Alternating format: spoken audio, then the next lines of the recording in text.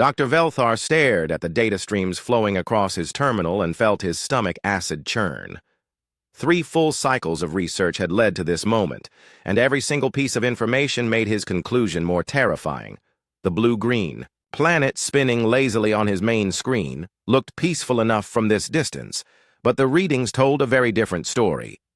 "Computer, display atmospheric composition analysis," he commanded, his voice barely steady. The holographic display materialized above his desk, showing numbers that made his 6 eyes widen in horror. Oxygen levels at 21%, enough to cause explosive combustion in most galactic species. Nitrogen at 78%, creating atmospheric pressure that would crush the delicate respiratory systems of at least 40 known civilizations. Water vapor content that fluctuated wildly, creating weather patterns so violent they defied classification. And the gravity readings, Velthar whispered, though he already knew what he would see. The computer's neutral voice confirmed his fears. Gravitational force measures 9.8 meters per second squared, approximately 1.97 times galactic standard. Velthar's assistant, a young researcher named Quindal, floated into the laboratory using his species' natural anti-gravity organs. "Doctor, have you finished the planetary assessment? The Council is requesting our final report." "Quindal, look at these readings and tell me what you see," Velthar said, gesturing toward the display with one of his 4 arms. The younger scientist examined the data, his pale blue skin gradually shifting to a sickly green color as comprehension dawned. "This cannot be accurate.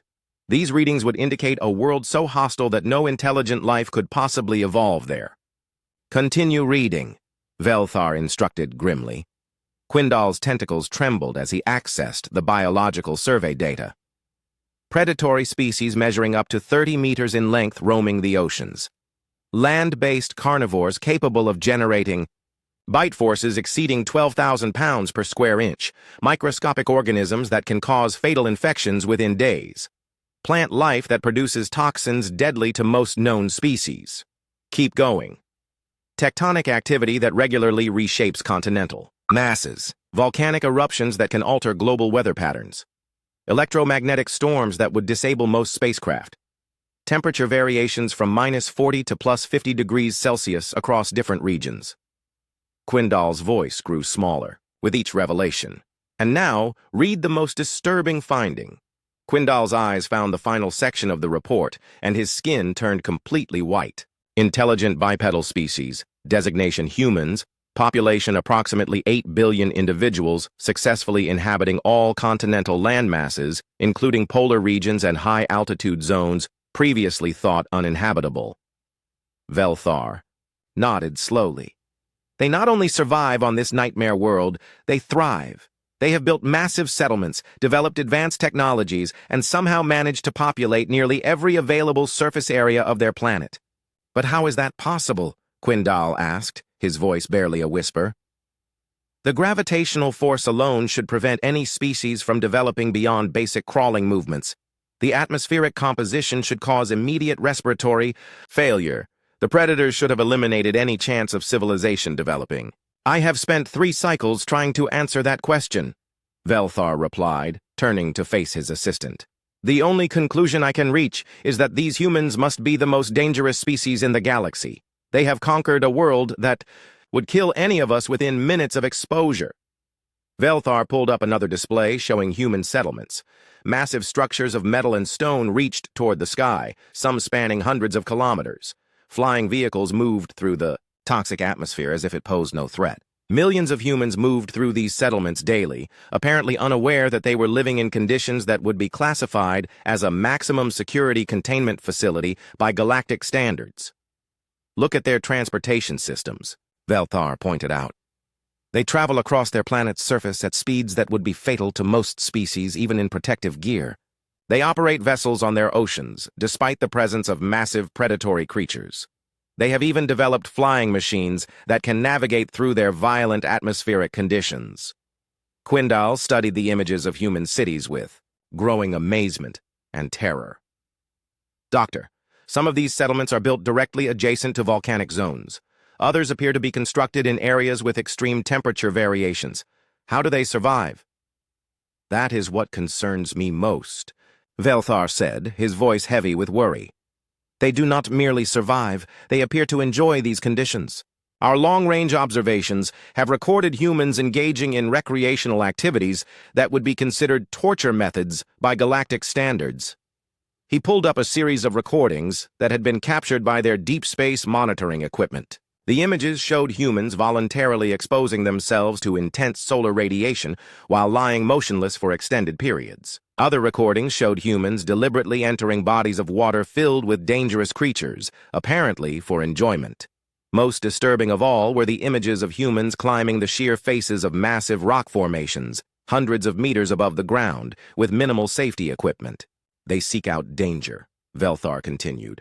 Our analysis suggests that humans actually become distressed when removed from challenging environments.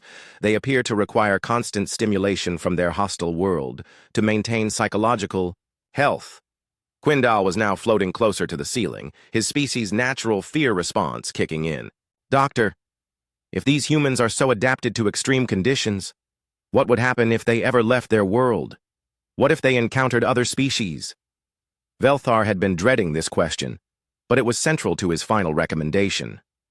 Based on our biological analysis, humans would be virtually unstoppable in any environment less hostile than their home world. Their bone density is nearly 3 times galactic average due to the high gravity. Their muscle mass and cardiovascular systems are designed to function under conditions that would incapacitate most species. Their immune systems have been strengthened by constant exposure to hostile microorganisms. But surely their technology cannot be very advanced if they are focused on mere survival. That assumption would be incorrect, Velthar said, displaying another set of data. Despite the challenges of their environment, humans have developed sophisticated technologies in remarkably short time frames. They have achieved nuclear capability, developed space travel, and created global communication networks. Most remarkably, they have accomplished all of this while simultaneously dealing with the daily challenge of existing on a Deathworld. Quindal examined the technological assessment data. Their advancement rate is extraordinary. How long did their civilization take to develop these capabilities? Less than 10,000 of their local years, Velthar replied. For comparison, the average galactic species requires approximately 50,000 years to achieve similar technological milestones under normal planetary conditions. So they are not only physically superior due to their hostile environment, but they also develop technology at accelerated rates? Correct. And there is one more factor that makes them particularly dangerous. Velthar hesitated before continuing. Our behavioral analysis suggests that humans possess an unusual psychological trait. They actively seek out and overcome challenges rather than avoiding them. When faced with obstacles, their typical response is to develop solutions rather than retreat. Quindal was now pressed against the laboratory ceiling. Doctor, what are you recommending to the council? Velthar turned to his terminal and began composing his final report. Classification: Class 12 Deathworld. Recommendation: immediate quarantine of the entire Sol system. Warning beacons to be placed at maximum safe distance. Under no circumstances should any galactic species attempt contact with this world or its inhabitants. As he transmitted the report to the Galactic Council, Velthar felt a mixture of relief and lingering dread. The galaxy would be safe from the terrifying world called Earth and its impossibly dangerous human inhabitants, but he could not shake the feeling that this was only a temporary solution. Somewhere in the back of his mind, a small voice wondered, what would happen when the humans eventually developed the technology to leave their nightmare world and venture into galactic space? The Council's response came within hours, unanimous approval for immediate quarantine protocols. Ensign Deho had always been the type of person who found rules more like suggestions than absolute requirements. His service record showed a pattern of creative interpretations of regulations, though never anything serious enough to warrant serious disciplinary action. This tendency toward rule-bending had served him well during his 3 years aboard the cargo vessel Stellar Harmony, but today, it might cost him his life. The ship's hyperdrive had been making strange noises for the past week, but the maintenance crew insisted it was just normal operational sounds. Deho had disagreed, but as a junior ensign responsible for cargo logistics, his mechanical opinions carried little weight with the senior officers. Now, as warning lights flashed red across every control panel and the ship's emergency systems screamed alerts in 3 different languages, his concerns seemed quite reasonable. "Hull breach in sections 4 through 7, announced the ship's computer in its maddeningly calm voice. "Life support systems failing. Estimated time until complete atmospheric loss, 14 minutes. Captain Mordan was shouting orders from the bridge, but the communication system had partially failed, and Deho could only hear fragments of commands mixed with static. The ship lurched violently to one side, throwing him against the cargo bay wall with enough force to crack 2 of his ribs. Through the viewport, he could see twisted metal and debris floating away from the ship, glittering against the star field like deadly confetti. "Emergency jump protocols activated," the computer continued. "Warning, hyperdrive systems severely damaged. Navigation systems offline. Jump coordinates will be calculated using emergency backup systems only." Deho felt his stomach drop. Emergency. Backup navigation was notoriously unreliable, designed only to get a ship somewhere safe rather than somewhere specific. The system would look for the nearest habitable system within jump range and deposit them there, regardless of whether that destination was friendly, neutral, or completely unexplored. The ship shuddered as the damaged hyperdrive engaged, and Deho felt the familiar sensation of reality twisting around him as they entered hyperspace. But something was wrong. The transition felt unstable, like riding in a ground vehicle with broken suspension over rough terrain. Emergency jumps were supposed to be brief, lasting only a few seconds, but this one seemed to stretch on forever. When the ship finally dropped back into normal space, Deho immediately knew they were in serious trouble. The hull breach had worsened during the jump, and atmosphere was escaping so rapidly that his ears were popping from the pressure changes. Through the cargo bay viewport, he could see a yellow star that looked disturbingly familiar from the xenobiology database he had studied during his academy training. "All hands to escape pods immediately," Captain Mordan's voice crackled over the failing communication system. "This ship is lost. Repeat, abandoned ship procedures are now in effect." Deho ran toward the nearest escape pod, but the corridor leading to the main pod bay had already been sealed due to atmospheric loss. The only remaining option was the single-person emergency pod in the cargo section, a basic survival capsule with minimal life support and no long-range communication capability. As he climbed into the cramped pod and began the launch sequence, Deho caught a glimpse of the planet below through the small viewport. It was a blue and green world covered with swirling white clouds, beautiful from a distance but terrifyingly familiar. His academy training in xenobiology suddenly provided him with a horrible realization. They had dropped out of hyperspace in the Sol system, and the planet below was Earth. The escape pod's automated systems had already locked onto the planet as the nearest potentially survivable destination. Deho frantically tried to override the navigation system, but his technical knowledge was limited to cargo management, not spacecraft operation. The pod was already beginning its descent trajectory, and nothing he could do would change its destination. "No. No," he muttered, watching the planet grow larger in the viewport. "Anywhere but there." Earth's reputation throughout the galaxy was legendary among the younger generation of space travelers, who shared stories about the Deathworld that was so hostile it had been classified as completely off-limits to all galactic traffic. The stories described a nightmare realm where even the plants were poisonous, and the atmosphere could dissolve most species' respiratory systems. The native inhabitants were said to be savage monsters who had somehow survived by becoming even, more dangerous than their environment. As the escape pod entered Earth's atmosphere, Deho experienced firsthand why this world had earned its terrifying reputation. The atmospheric entry was unlike anything in his previous experience. Violent turbulence that threw the pod around like a child's toy, followed by weather patterns that seemed designed to destroy anything attempting to land. Lightning bolts, larger than most spacecraft, illuminated massive storm clouds, while wind currents strong enough to tear apart buildings grabbed at the pod's hull. The pod's heat shielding glowed cherry red as it fought against atmospheric friction that would have incinerated most galactic vessels. Temperature readings climbed to levels that should have been impossible to survive, while pressure sensors recorded crushing forces that exceeded the design limits of most spacecraft. Yet somehow the little escape pod held together, its simple construction proving more durable than the sophisticated systems of the stellar harmony. Meanwhile, Far below, in a facility hidden beneath the mountains outside Seoul, Taemin was having a very unusual day at work. As a communications officer for the Deep Space Monitoring Station, his job normally involved tracking satellites and space debris, with the occasional meteor providing excitement. Today, however, his equipment was picking up signals that definitely did not belong to any human technology. "Director Park, you need to see this," Taemin called out, his voice tight with barely controlled excitement. "I'm detecting what appears to be an alien spacecraft in distress." Director Park, a woman in her 50s who had spent 30 years expecting this moment while hoping it would never come, hurried over to Taemin's workstation. The displays showed radar contacts and signal patterns that were clearly artificial, but completely unlike any human technology. "How many contacts?" she asked, her voice steady despite the magnitude of the situation. "Two initially, but one just disappeared from our screens," Taemin replied, adjusting his instruments.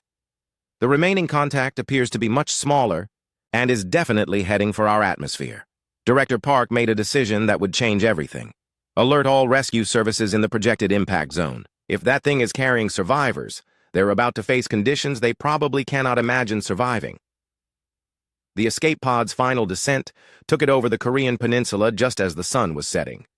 Daeho, barely conscious from the violent atmospheric entry, watched forests and mountains rush past the viewport at speeds that seemed impossible to survive. The pod's landing systems engaged at the last moment, deploying parachutes that immediately began tearing apart in the hostile atmosphere and firing retro rockets that provided minimal deceleration. The impact was catastrophic. The pod crashed through several large trees before slamming into the forest floor, with enough force to drive it nearly 2 meters into the soft earth. Daeho's safety harness snapped from the impact, throwing him against the pod's control panel and knocking him unconscious. When he woke up, his first sensation was pain, radiating from what felt like every part of his body. His second sensation was the sound of something large moving through the forest outside the pod. According to everything he had learned about Earth, he was about to become prey for creatures that had evolved to be perfect killing machines. But then he heard something that made no sense according to his understanding of this death world. A voice calling out in a language he did not recognize, but with a tone that sounded concerned rather than predatory. Through the pod's cracked viewport, he could see a light approaching through the darkness. Mi-young had been checking the forest monitoring equipment near her ranger station when she heard the crash. As the senior forest ranger for this sector, she was responsible for investigating any unusual incidents that might affect the local ecosystem. The sound had been like nothing she had ever heard, a combination of breaking trees and what almost sounded like a small explosion. Following the trail of broken branches and disturbed earth, she found the strange metallic object buried in the forest floor. It was clearly not from any human technology she recognized, with smooth curves and materials that seemed to shimmer in her flashlight beam. More importantly, she could hear movement from inside the object, suggesting that whatever had been piloting, it was still alive. The discovery of an injured survivor outweighed any other considerations in Mi-young's mind.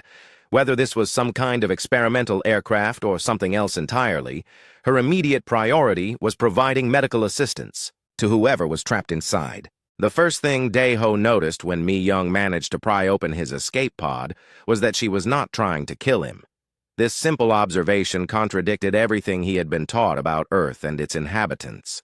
According to Galactic wisdom, humans were supposed to be savage predators who had survived their death world by becoming more dangerous than anything else that lived there. Instead, this human female was carefully checking him for injuries with movements that seemed practiced and gentle. Mi-young had seen many injured animals during her years as a forest ranger, but this was definitely not an animal. The creature was roughly humanoid in shape, but with pale blue skin and eyes that were larger than human proportions would suggest. Its limbs were thinner and longer than human normal, and it appeared to have difficulty breathing in Earth's atmosphere. Most importantly, it was clearly intelligent. Its eyes tracked her movements with obvious awareness and what looked like fear. "Easy there," she said softly, using the same tone she employed when approaching frightened wildlife. "I'm not going to hurt you." Daeho could not understand her words, but the tone was unmistakably reassuring. This made no sense according to his training. Humans were supposed to be barely controlled killers who had conquered their hostile world through violence. and aggression. This individual seemed more concerned with providing comfort than establishing dominance.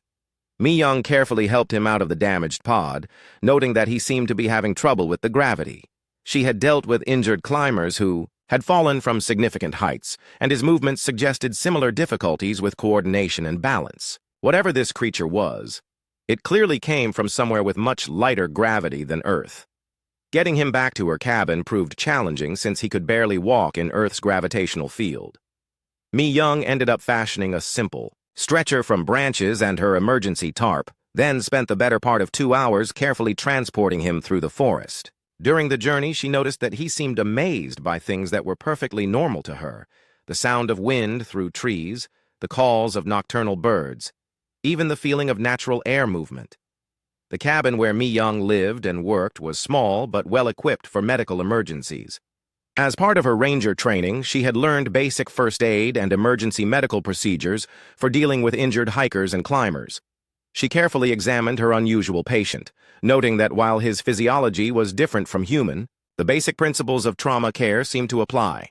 Daeho watched in fascination as this human worked to treat his injuries. Her movements were precise and careful, and she seemed to possess extensive knowledge of medical procedures. More surprisingly, she appeared to be genuinely concerned about his comfort and well-being.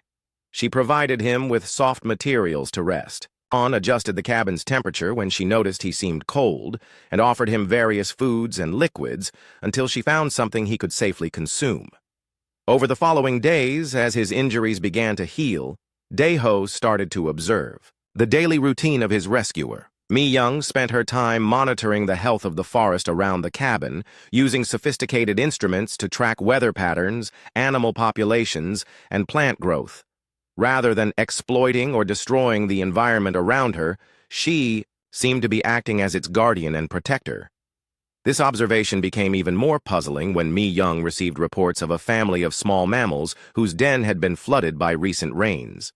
Despite the fact that it was late in the evening and the weather was turning cold and wet, she immediately gathered rescue equipment and headed out into the storm. Daeho watched through the cabin windows as she spent hours in conditions that would have been considered moderately dangerous even by galactic standards, carefully relocating the animal family to a safer location. "Why did you do that?" he asked when she returned, using simple words in his own language while pointing toward the forest. Mi-young could not understand his words, but his gesture and tone made his question clear. She thought for a moment, then led him to the cabin's main window. Outside, the forest stretched in all directions, filled with the sounds and movements of countless living creatures. She pointed to different areas and made sounds that obviously represented different animals, then pointed to herself and made a gesture that seemed to indicate responsibility or care. The meaning was unmistakable. She saw herself as responsible for protecting and nurturing the environment around her rather than conquering or controlling it. This was completely contrary to everything Daeho had learned about how intelligent species were supposed to interact with hostile environments. As days turned into weeks, Daeho witnessed more examples of this inexplicable behavior.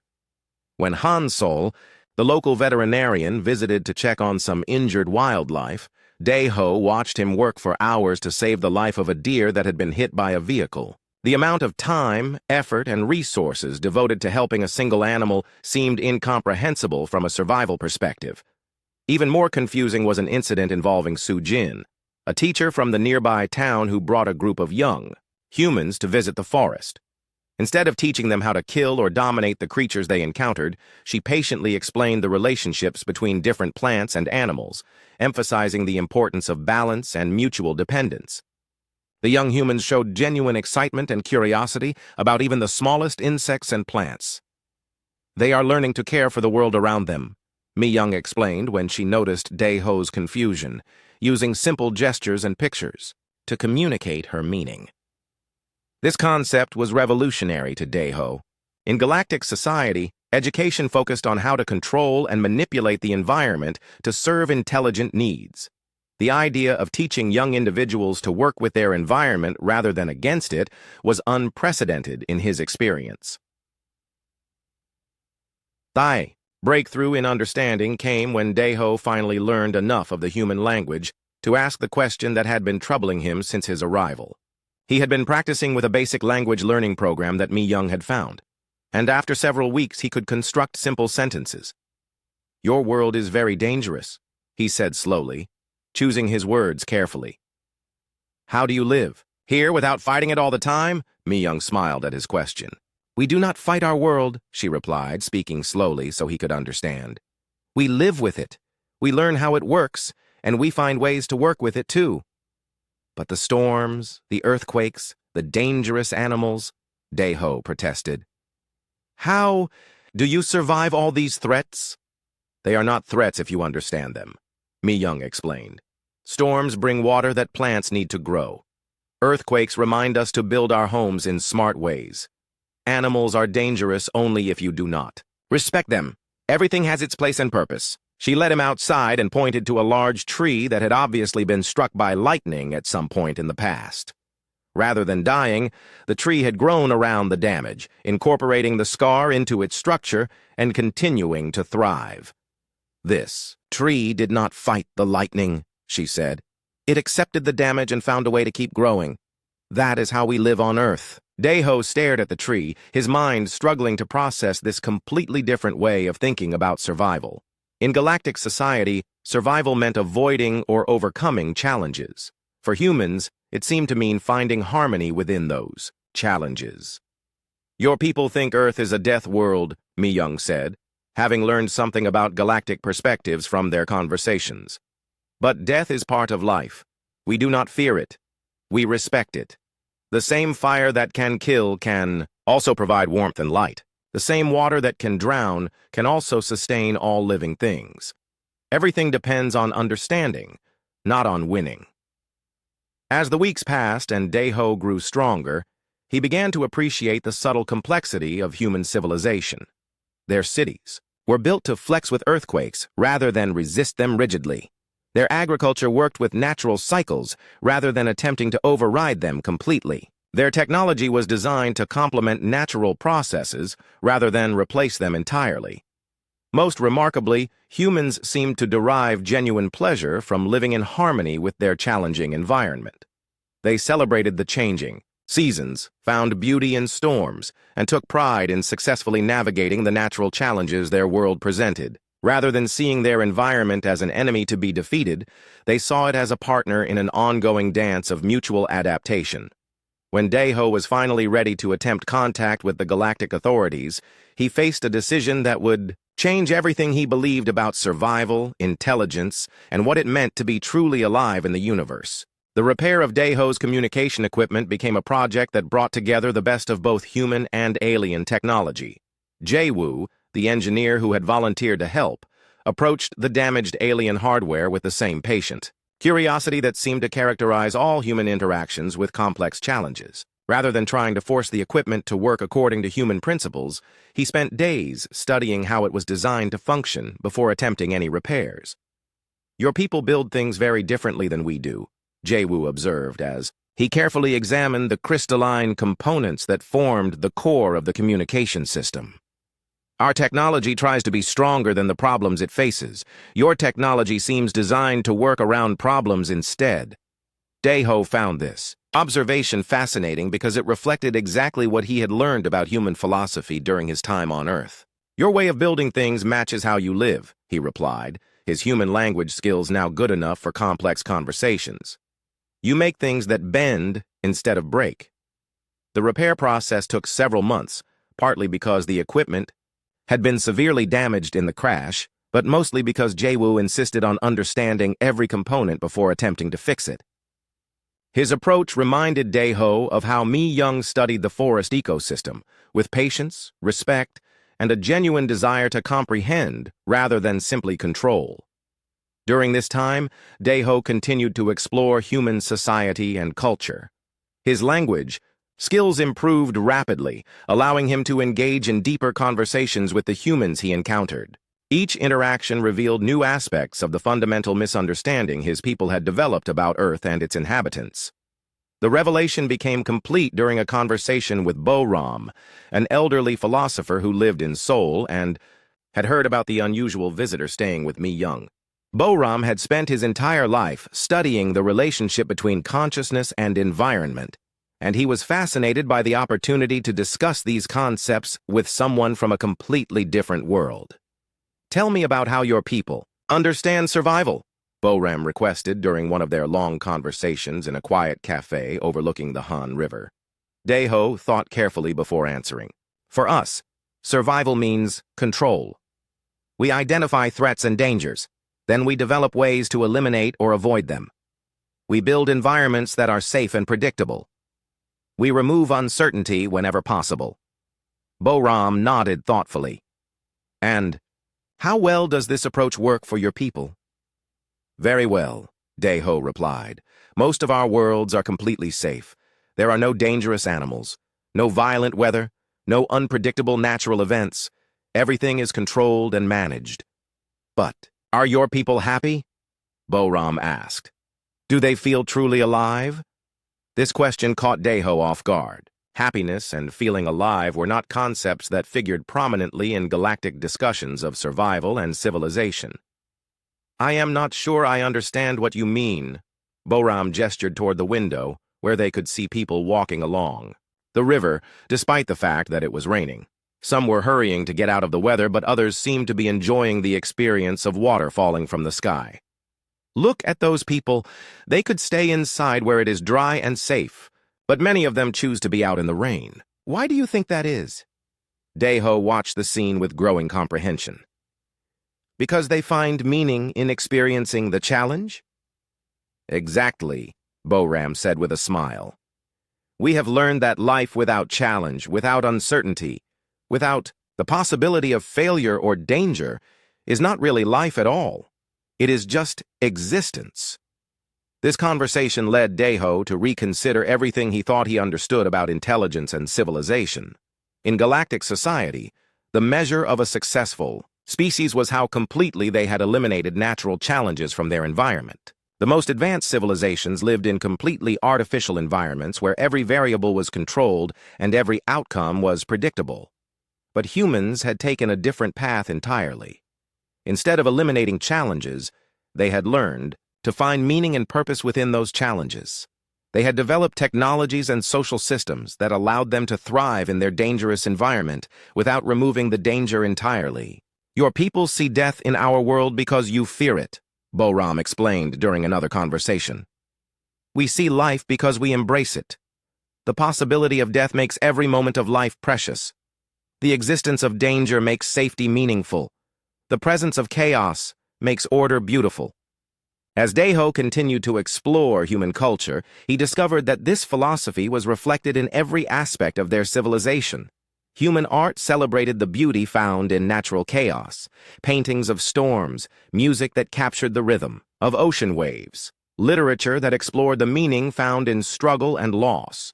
Human sports deliberately introduced elements of risk and uncertainty, not because humans were violent, but because they found joy in testing themselves against challenges. Even human relationships were built around this principle. Instead of seeking partners who would provide complete security and predictability, humans seemed drawn to relationships that offered growth, challenge, and the possibility of mutual transformation. They understood that love without vulnerability was not really love at all. The most profound example came when Daeho witnessed a human funeral. One of the elderly residents of the nearby town had died peacefully in his sleep, and the entire community gathered to remember his life. Instead of focusing on the tragedy of death, the ceremony celebrated the meaning that mortality had given to his existence. "If we lived forever," the deceased man's daughter explained to Daeho, "nothing we did would matter very much. Because our time is limited, every choice becomes important. Because we know we will die, we understand how precious it is to be alive." This perspective was revolutionary to Daeho. In galactic society, death was seen as the ultimate failure, something to be avoided, postponed, or overcome through technology. Humans had somehow learned to see death as the thing that gave meaning to life. When the communication equipment was finally repaired, Daeho found himself reluctant to use it. Making contact with the galactic authorities would mean explaining what he had learned about Earth and its inhabitants. And he was beginning to understand that his people might not be ready to hear the truth. "What will you tell them about us?" Mi Young asked on the evening before he planned to make contact. Dae-ho considered the question carefully. I will tell them that everything we thought we knew about your world was wrong, that you are not dangerous, because you conquered a hostile environment, but because you learned to find beauty and meaning within that hostility. And do you think they will believe you? No, Dae-ho admitted. They will think that exposure to your world has damaged my ability to think clearly. They will assume that I have been somehow infected or corrupted by my time here. But you will. Try anyway? Dae-ho looked out at the forest surrounding Mi Young's cabin, where countless creatures were living their lives in the complex web of relationships that humans called an ecosystem. Each organism faced daily challenges that could result in death, yet the overall system thrived because of this constant testing and adaptation. Yes, he said finally, because the alternative is allowing my people to continue living in fear of something they do not understand. And because I have learned from humans that some risks are worth taking.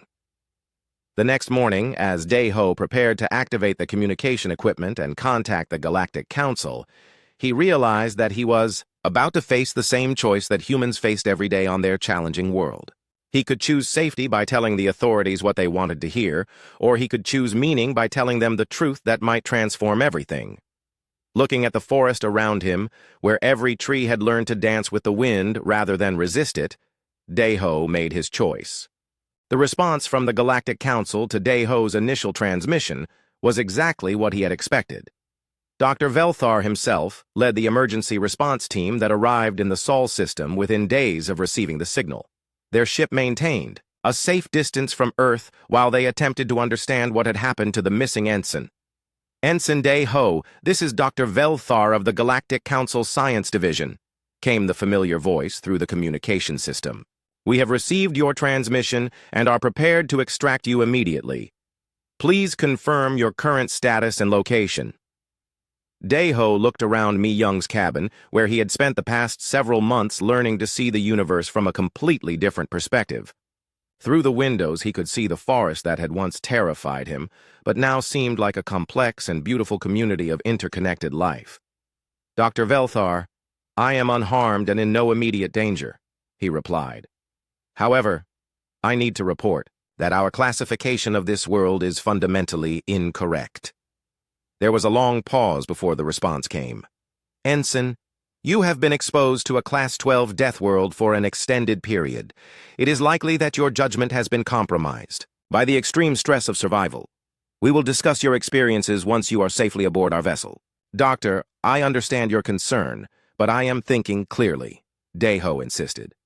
The humans of this world are not the savage predators we believe them to be.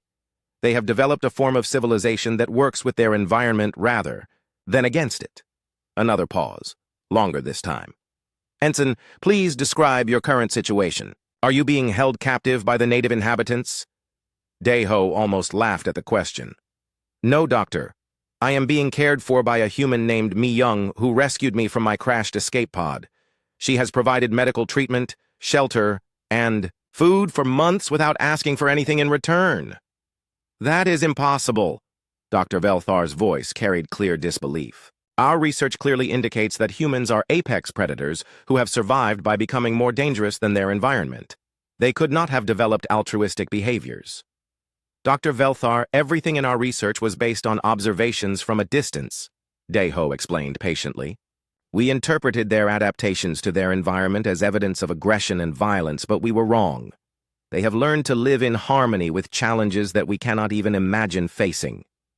The debate continued for hours over the following days. The Council rescue team insisted that Dae-ho was suffering from some form of psychological damage caused by prolonged exposure to a hostile environment. Dae-ho, supported by increasingly detailed documentation of human culture and society, maintained that the Council's understanding of Earth was completely incorrect. The breakthrough came when Yoo-jin volunteered to accompany Dae-ho to meet with the Council representatives. As a diplomat with the South Korean government, she had been involved in the secret discussions about how to handle first contact when it eventually occurred. The discovery of Dae-ho had accelerated those plans considerably. I would like to address the Galactic Council directly, she announced during one of the communication sessions. If you truly believe that we are dangerous predators, then let me prove otherwise. Dr. Velthar was horrified by the suggestion. Absolutely not. We cannot allow a representative of a Deathworld species aboard any council vessel. The risk is too great. Then let us meet on neutral ground, Eugene proposed. Your people can choose the location and set whatever safety protocols you feel are necessary.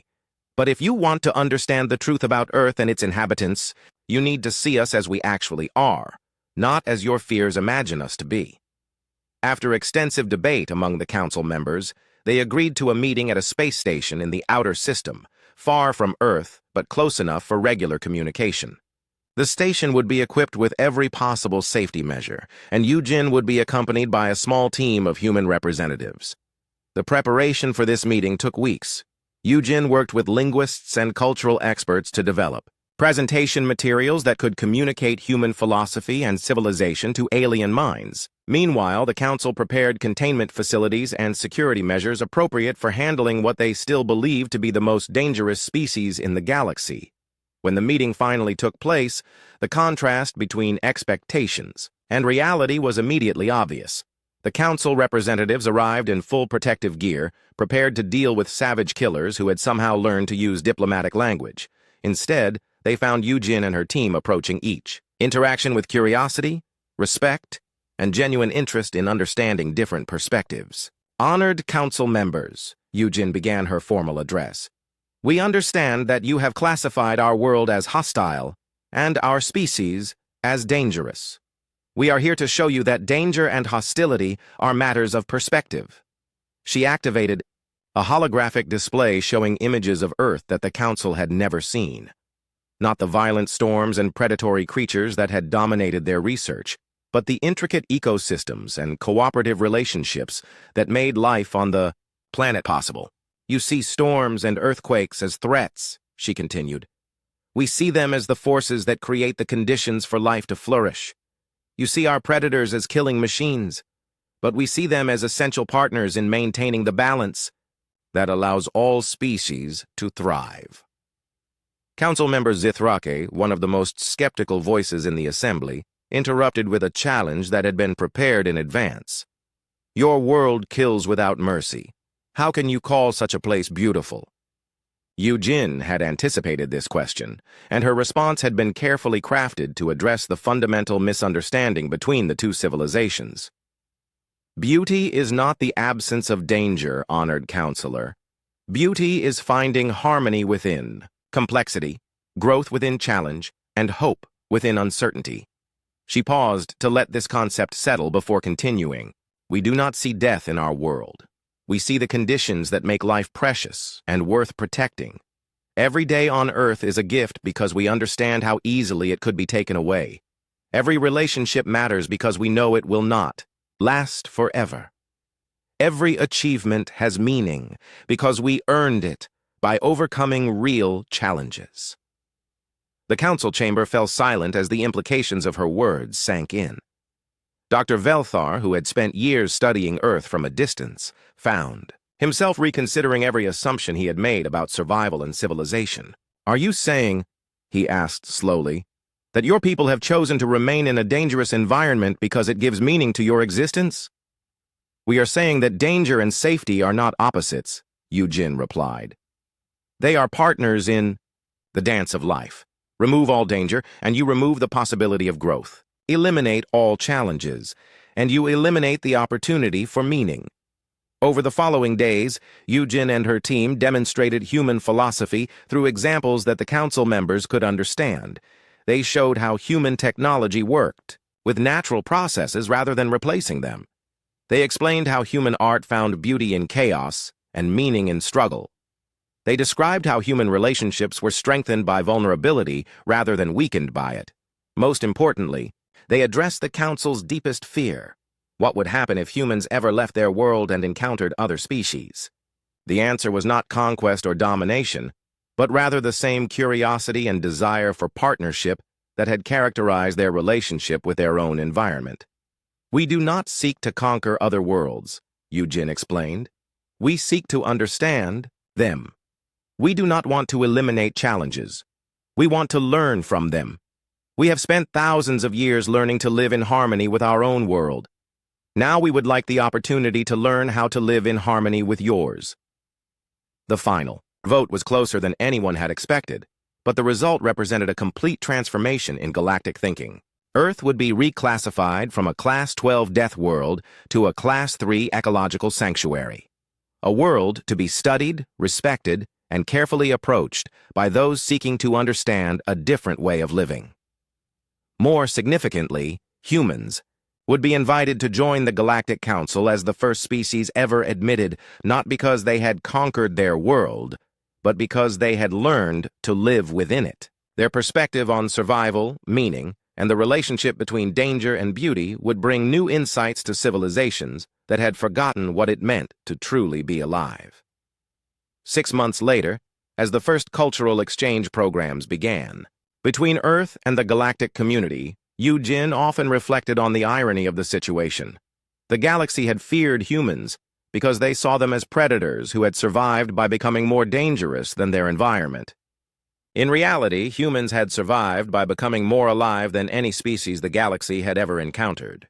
And perhaps, she thought, as she watched alien visitors learning to appreciate the beauty of a thunderstorm, that was the most dangerous thing. Of all, the possibility that other species might discover what they had been missing by choosing safety over meaning, control over harmony, and existence over life.